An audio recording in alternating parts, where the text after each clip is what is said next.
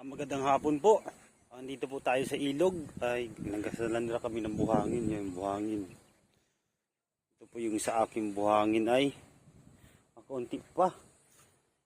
Maglilipat ako ng salandrahan. Doon sa kabila. Dito po kami nagtatrabaho sa ilog. Marangal po ito. Wala kaming kaso dito. Isa marangal po ito. Gabuhat po tayo sa landrahan, malipat muna. Yan. Kumikita rin po kami dito. Mga 600 o 800 ang isang araw.